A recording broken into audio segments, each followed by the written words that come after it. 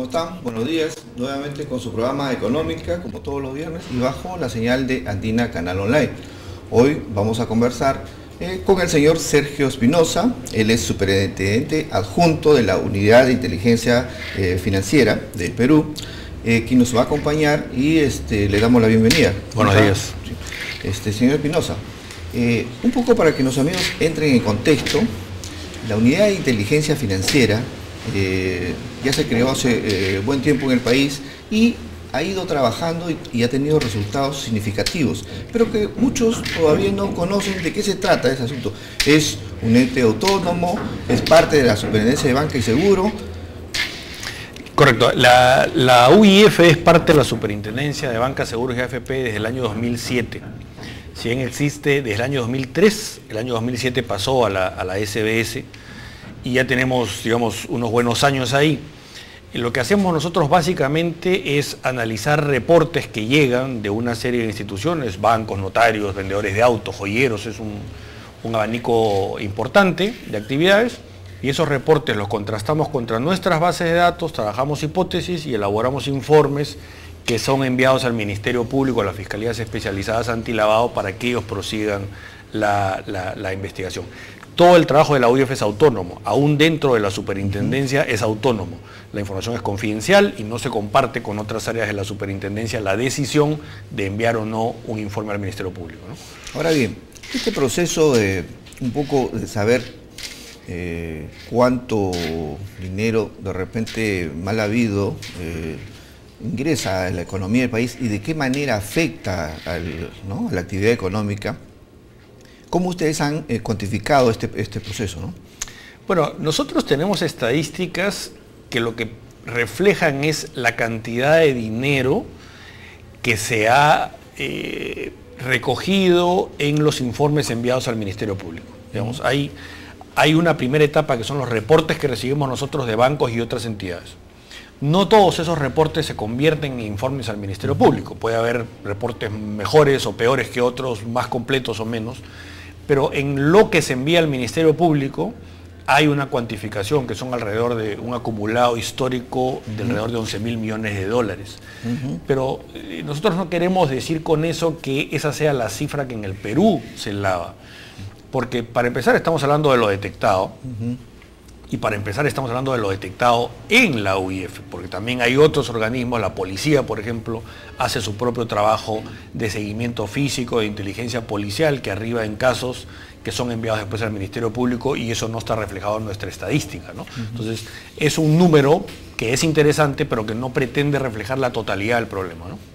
Ahora, los bancos, cuando tienen que, obviamente, reportar una situación sospechosa, obviamente tienen todo un proceso, un formulario, pero eso se está haciendo porque a veces, sé de algunos casos que algunos dicen, bueno, este proceso es muy engorroso, muy caro, entonces me cuesta más pagar a una persona que esté haciendo todo ese proceso, llenando, que en la actividad operativa del banco.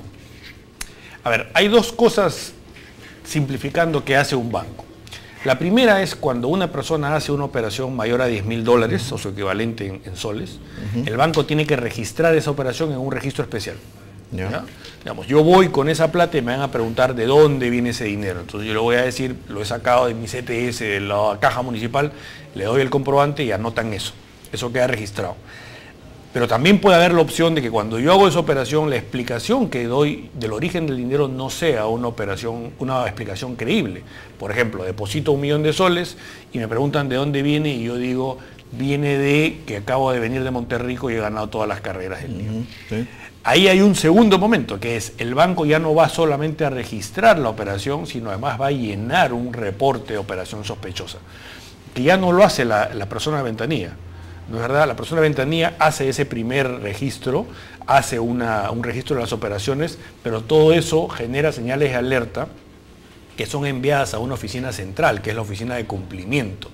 Ahí, ese personal del banco es la que monitorea todas las operaciones, las alertas que le llegan, y analiza y decide cuál se envía a la UIF específicamente y cuál no.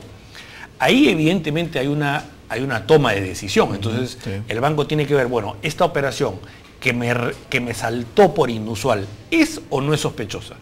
¿hay una explicación para que el cliente haga esto o no hay una explicación? Esa es la pregunta.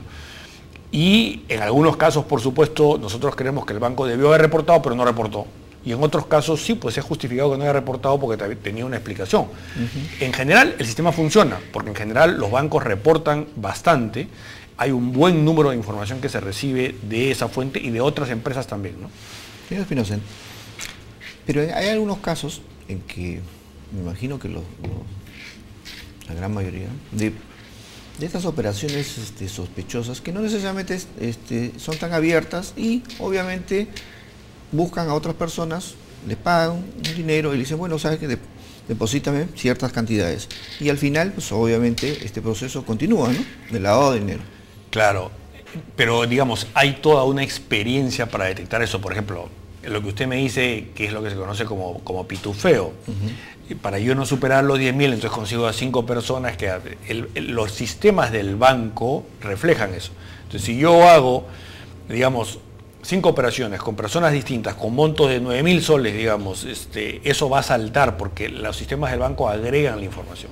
Entonces, cuando a nosotros nos llega la información, nosotros podemos saber, por ejemplo, las agencias en las que se hace el depósito. Entonces, uno puede ver que una persona depositó en la agencia de tal calle y 15 minutos después depositó otra plata en la agencia que está a 3 o 4 o 5 calles de ahí con otro nombre. Entonces, uno claramente ve, hay un patrón.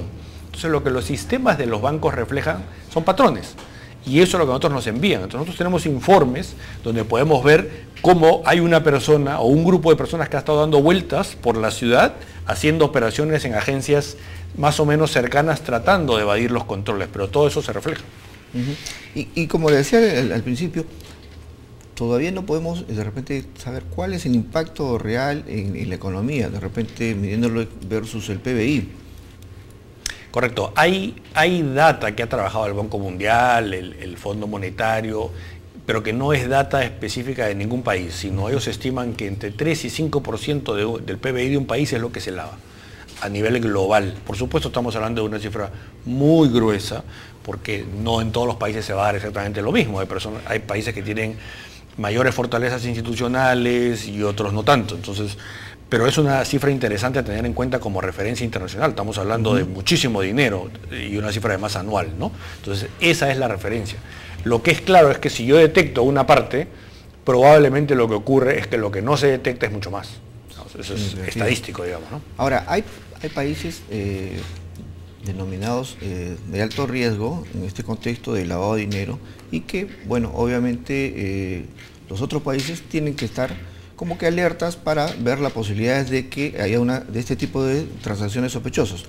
Nuestro país obviamente debe tener la tecnología adecuada como para conocer estas situaciones y también estar interconectado con otros países. Sí, correcto. Nosotros, a ver, todas las UIF o casi todas las UIF son miembros de una organización que se llama el Grupo Egmont. Se llama así porque hay un castillo en Bruselas que tiene ese nombre donde fue la primera reunión. En ese grupo hay en este momento 147 UIFs del mundo y ahora en la reunión que es en 2 semanas en Barbados se van a agregar otras 7, 8, van a ser más de 150.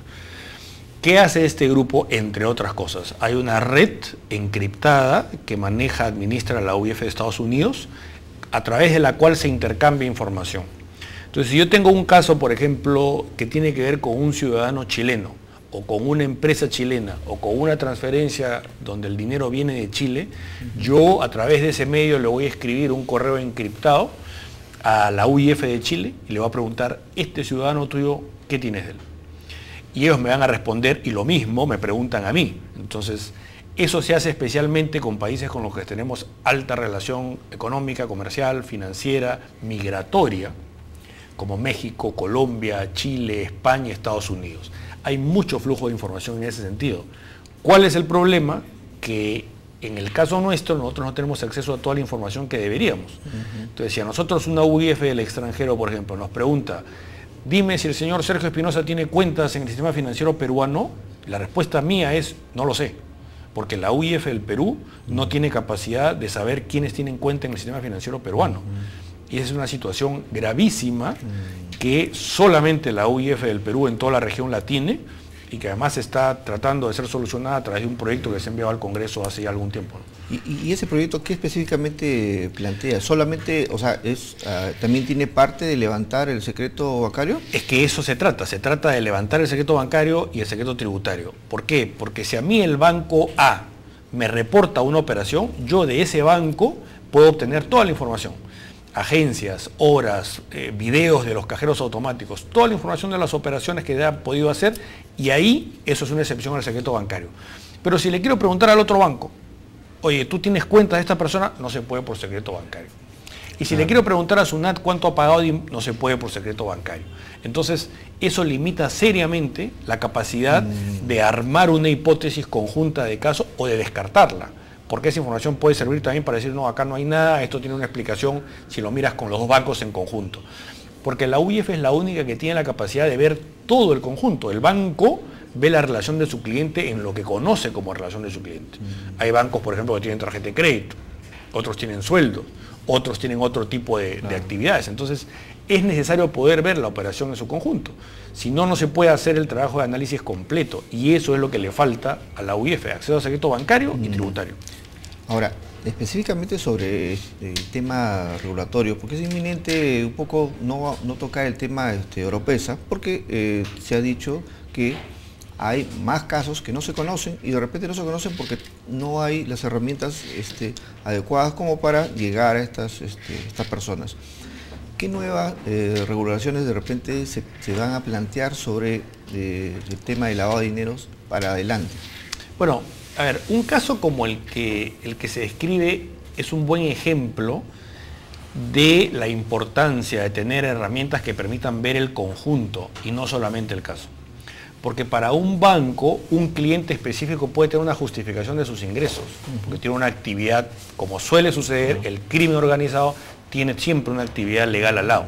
Entonces puede encontrar una justificación, pero si uno empieza a ver todas las piezas del rompecabezas, que incluye las cuentas de los demás bancos, entonces uno puede llegar a una conclusión distinta. Nosotros estamos planteando en este momento, ya le dije lo de acceso a secreto bancario y tributario, pero también hay un proyecto en este momento en el Pleno del Congreso para la supervisión de cooperativas de ahorro y crédito, por ejemplo, que es una zona gris tremenda que está proliferando en la zona del BRAE, donde hay una fiesta de cooperativas que nacen y que pagan mucho dinero por los ahorros, sin supervisión, y eso es muy grave. Y también estamos planteando la bancarización de ciertas operaciones como los aportes a campañas políticas, por ejemplo, que tengan que ser a través de bancos, pero también de ciertas operaciones registrables. Por ejemplo, en el Perú yo puedo comprar una casa y puedo ir al notario con el supuesto vendedor y le podemos declarar al notario que yo le he comprado la casa y que ya le pagué el precio, digamos $1 millón, se lo pagué antes de venir. Y las dos partes dicen que sí, que así fue. Y ese dinero nunca se movió, la transacción es completamente ficticia y la puedo repetir 1, 2, 3 veces, caso Orellana. Igualito. ¿Qué es lo que estamos planteando? Como sucede en México, a partir de determinado nivel, las ventas de inmuebles y de vehículos tienen que pagarse a través de bancos, como ya sucede en el Perú para efectos tributarios, ¿no? Para impuestos ya sucede eso. Entonces, si yo quiero comprar una casa, perfecto, tengo que pagar a través del banco. De esa manera, genero seguridad en la transacción porque no arriesgo ni pongo en riesgo a nadie con plata en la calle, y por otro lado, hago que el dinero pueda ser rastreable. Entonces, esa es una medida que también vamos a sugerir. Ajá, de eso se trata la bancarización. En el caso que usted menciona, el primer caso de las cooperativas, tengo entendido que, por ejemplo, hay personas que, pues, si van al banco y, bueno, le dicen, bueno, señores, vamos a registrar sus operaciones, y, bueno, dijo, no, un momento. Prefieren ir a una cooperativa donde no le van a registrar las operaciones y de repente donde la tasa no es lo importante, la tasa de interés, me refiero, ¿no? Eso es exactamente el problema. Las cooperativas están obligadas a registrar las transacciones. La obligación la tienen. Ahora, la pregunta es la que usted ha hecho. ¿Lo hacen? Y nosotros creemos que no. ¿Y por qué no lo hacen? Porque nadie la supervisa. Pues porque las obligaciones legales necesitan que la obligación exista, pero también necesitan que alguien supervise su cumplimiento. En el caso de bancos lo hace la superintendencia, la UIF hace para un conjunto de sectores, pero el problema con las cooperativas es que nosotros hemos ido, por ejemplo, a algunas cooperativas. ¿Y qué es lo que dicen? Dicen, bueno, se me han perdido los documentos contables, no los tengo, se los llevó el anterior gerente. Entonces lo multamos. Pero no se puede cerrar la cooperativa. Porque para cerrar una cooperativa de ahorro y crédito se necesita una sentencia judicial. Y eso es gravísimo. Porque además hay que tener en cuenta que las cooperativas hoy no responden ya solo al espíritu cooperativo donde antes uno iba y se asociaba y era miembro, iba a los paseos y todo. Ahora no. Ahora la persona va para hacer un depósito o para hacer una operación de préstamo. Paga 5 soles y se convierte en asociado, pero sin espíritu cooperativo. No. Esa persona se siente un ahorrista y el día que la cooperativa cierre y su dinero no esté cubierto por nada, porque no está cubierto por nada, entonces esa persona va a mirar al Estado y va a decir, bueno, ¿y quién me defiende? ¿Quién me debió defender? Claro, ¿no? Obviamente. Pero las cooperativas, ellos aducen a que, bueno, como usted mencionó, todos somos socios, acá todos saben lo que va a pasar, esto es una cooperativa y también tenemos el espíritu de que somos una entidad sin fines de lucro, a diferencia de otras entidades que son supervisadas, que sí, como los bancos y las cajas, ¿no? que son con fines de lucro. Claro, pero hay que tener en cuenta que lo que supervisa la superintendencia no tiene que ver con el fin de lucro o no. Hay entidades financieras que son de ONGs, por ejemplo. Las pymes hay varias que no tienen fin de lucro y eso no es el problema. El problema es cautelar el ahorro del público. Entonces, la respuesta de las cooperativas es correcta desde el punto de vista teórico. Desde el punto de vista teórico, yo voy a una cooperativa, me asocio, entonces no soy público, pues soy un cooperativista. Pero en realidad, cuando una persona va a una cooperativa y pone un depósito, ¿lo hace por espíritu cooperativo o lo hace por la operación financiera? Nosotros creemos que es claro que lo hace por la operación financiera, porque además la evidencia es de que esas personas pagan una cantidad muy baja de plata por hacerse socios y no participan en las actividades de la cooperativa, no participan en la elección, dan poderes para que otro vote, no participan en el gobierno, entonces son socios de mentira en realidad, ¿no? Y en la realidad ellos se sienten ahorristas, se sienten gente que no es dueña de esa entidad. Entonces, yo creo que esa respuesta de las cooperativas hay que contrastarla con la realidad y la realidad nos indica otra cosa. Perfecto, señor Espinosa. Para finalizar un poco, ¿qué es lo que se ha avanzado en lo que es la unidad de inteligencia financiera durante este año y cuál es la meta para el cierre del ejercicio? Bueno, hemos avanzado mucho, digamos, hace unos años cuando la UIF entró a la superintendencia, el 2007 por ejemplo, teníamos 380 empresas registradas como reportantes, hoy día pasan las 6.000. Tenemos muchísimo más cantidad de reportes que recibimos, tenemos más sectores. Antes básicamente eran bancos, hoy día tenemos a los notarios, por ejemplo, dentro del sistema reportando como el tercer sector en importancia en número de reportes. Y seguimos creciendo en actividades como construcción, inmobiliaria, joyas, casas de cambio, etc.